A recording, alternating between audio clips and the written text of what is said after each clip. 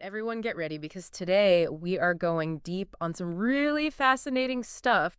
Donald Trump's personality and leadership style. You got it.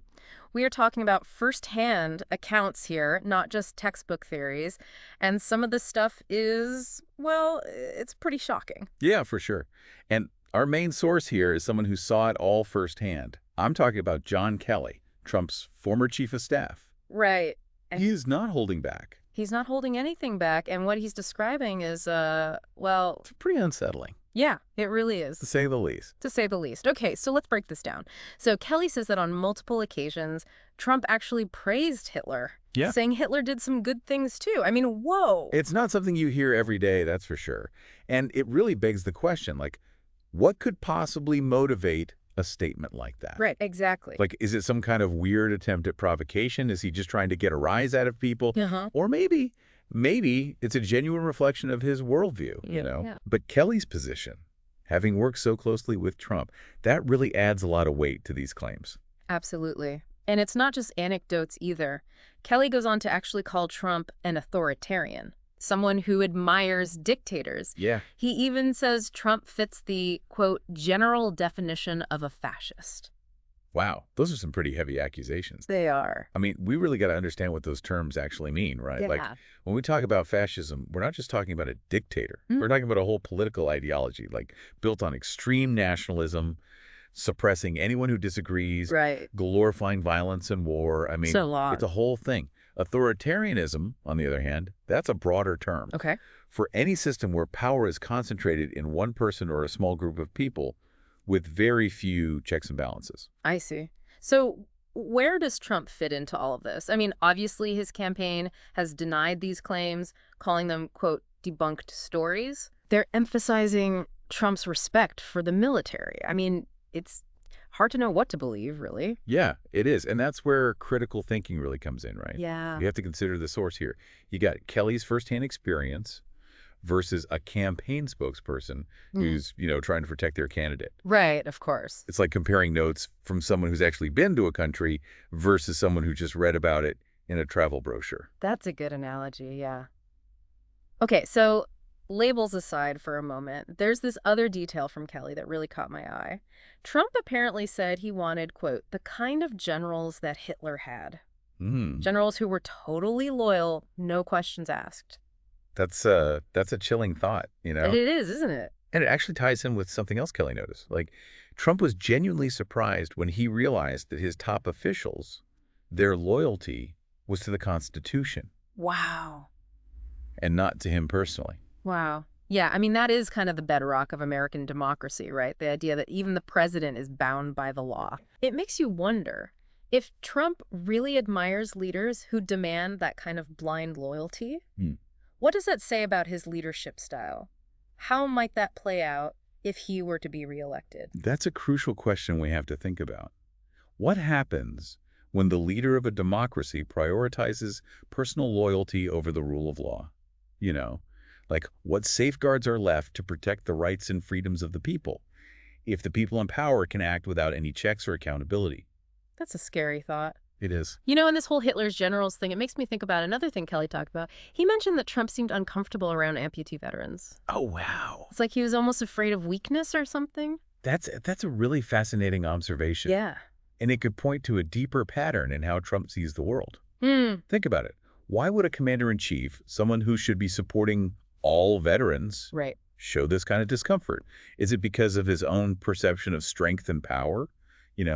Does it reveal some kind of lack of empathy? It really makes you think. I mean, this isn't exactly the image we're used to seeing from presidents, right? No. It's a far cry from that traditional vision of a leader who embraces and supports everyone who serves their country. It really is. And this discomfort, when you combine it with his reported admiration for dictators and his desire for unquestioning loyalty, it paints a pretty concerning picture, It raises questions about his ability to really connect with and represent all the different people in America, Yeah. especially those who have sacrificed so much. Okay, so we're seeing this pattern emerge, right? Preference for strength, a discomfort with anything that's seen as weak. Right. But it's not just about personal interactions. Democrats have actually compared some of Trump's rhetoric, specifically his use of the phrase poisoning the blood of our country, to the language used by Hitler in Mein Kampf. That's right. And while Trump denies ever reading Mein Kampf, his use of such loaded language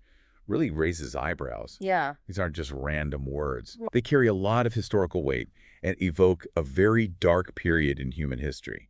It's almost like, regardless of his intent, the echoes of that kind of rhetoric just can't help but seep into the conversation. Right. It makes you wonder about what influences might be shaping his thinking. Yeah, it's like these phrases, they act as some kind of shortcut, tapping into these really deep-seated fears and prejudices, Right. whether it's conscious or not. They stir up all these powerful emotions and shape how people see the world. Wow. You're right. It's like a dog whistle, Exactly. You might not even realize you're hearing it. And speaking of reactions, Minnesota Gov. Tim Walz, the Democratic vice presidential nominee, Right. he had a pretty strong response to this whole Hitler's generals thing. He did, yeah. He basically came out and said he was disgusted at the idea of an American president admiring figures like that, saying it should make everyone sick. It's a pretty visceral reaction. Yeah. It really highlights how serious these revelations are. I mean, we're not just talking about, policy disagreements here. Right. This is getting at the heart of what we consider acceptable in a leader. Exactly. It raises the question, what kind of leadership do we actually want for our country? Yeah. Do we want someone who admires Hitler and his generals? Someone who seems to prioritize strength and dominance above everything else? It's like, are those values even compatible with American democracy? Right. I mean, we're founded on this idea of checks and balances, a system where no one has absolute power. Exactly. And that system is there to protect everyone, not just the people who are perceived as strong or powerful. Right. It's about making sure everyone has a voice. Yeah. That everyone's treated with dignity and respect. Okay, but let's play devil's advocate for a second. Sure. What if some people actually prefer that kind of strongman leadership? Maybe they think a more decisive, more authoritarian approach is what we need to get things done. That's a fair point. Throughout history, there have always been people who are drawn to those kinds of strongman figures. Yeah. Especially during times of uncertainty or when there's a perceived crisis. But, history also teaches us about the dangers of unchecked power. Right, like absolute power corrupts absolutely and all that. Exactly. And it's not even just about corruption in the sense of personal gain. Right. It's about the potential for a leader to erode those democratic norms, to silence anyone who disagrees with them, to suppress the opposition. So if we go back to Trump, are we saying that he actually wants to be a dictator?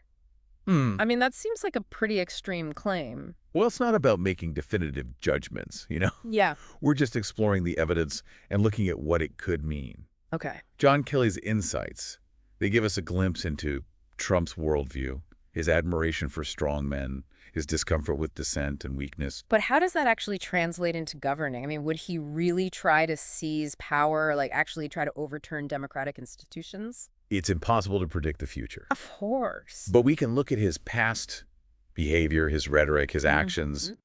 Ask ourselves, has he shown respect for those democratic norms and institutions?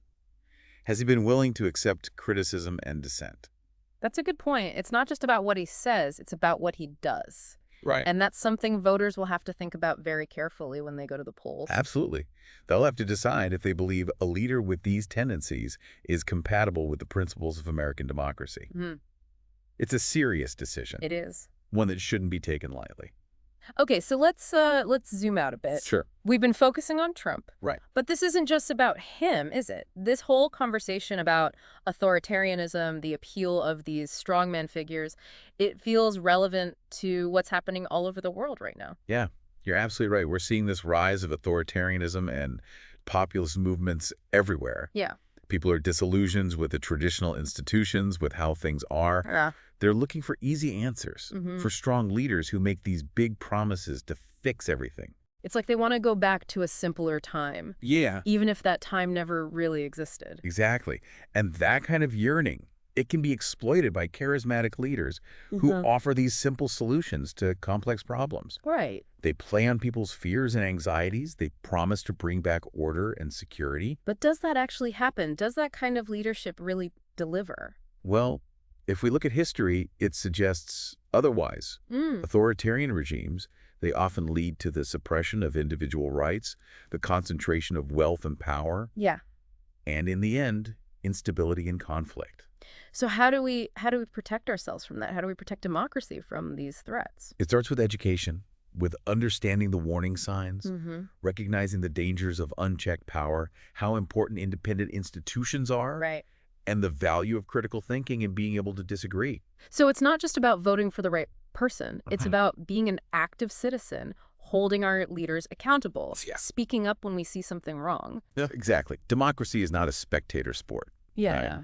It requires constant vigilance, participation, and a willingness to defend its principles. It really feels like we're at a crossroads now, doesn't it? We've uncovered all this unsettling stuff about Trump admiring dictators and his discomfort with weakness, all this stuff that John Kelly has brought to light. Right. And now we're heading into this election where these tendencies, I mean, they could have real consequences for the country. Yeah, it is a pivotal moment, that's for sure. And what I find so fascinating is that Kelly's perspective, it adds a whole new layer to how we understand Trump's leadership. Yeah. It's not just about his policies anymore. It's about his whole approach to power, Yeah. his worldview. Exactly. And it raises some serious questions for a lot of people, I think, myself included. Yeah. Like, what would it actually look like if he's reelected? Would we start to see these authoritarian tendencies play out? How would he govern? That is the million-dollar question. And we can't predict the future, obviously, but we can look at the evidence, connect the dots, try to understand what it all could mean. So let's do that. Let's say, hypothetically, Trump wins a second term. Okay. Based on what we know from Kelly and these other sources, what are some red flags we should be looking out for? Well, one thing that really stands out is this idea of loyalty above all else, Mhm. Remember, Trump was surprised that his officials were more loyal to the Constitution than to him personally. Right. So in a second term, would we see him surrounding himself with yes men? Wow. Yeah. People who are only focused on pleasing him instead of upholding the law. It's a chilling thought. And what about his admiration for dictators and strongmen? Right. Would that mean a more aggressive approach on the world stage?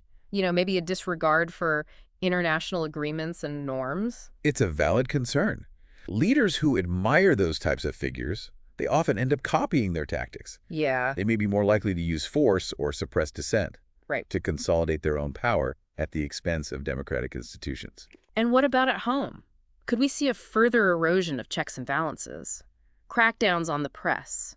Attempts to silence critics? Yeah, those are all legitimate concerns based on what we've already seen. Okay. And this is why this election feels different. Yeah. It feels so consequential. We're not just choosing between two candidates with different policies. We're deciding what kind of leadership we want for our country, Right. what values we want to uphold. It feels like we are at a fork in the road, and the path we choose, Yeah. it could have a lasting impact on American democracy. So knowing all this, knowing what John Kelly has revealed, how should we approach this election? What should we be thinking about when we go to the polls? I think the most important thing is to be informed, to be engaged. Yeah. Don't just take things at face value or rely on sound bites and social media posts. Right. Dig deeper. Look for different perspectives. Try to really understand the issues. And don't be afraid to ask tough questions. Exactly. Challenge your own assumptions. Yes. Talk to people who have different views and make your voice heard. That's right. Democracy really thrives on participation, on critical thinking, Yeah. on being willing to engage in the messy but essential process of self-governance. Yeah. Well, this deep dive has given us all a lot to think about. It really has. We've explored some pretty unsettling things about Trump's personality and his approach to leadership. Yeah. And we've thought about what it all could mean for the future of the country. As we go into this election, I think it's important to remember to stay informed, stay engaged, and above all, I think, stay hopeful that we can all work together to create a better future for all Americans. That's right. Thanks for joining us on this deep dive, and until next time, stay curious.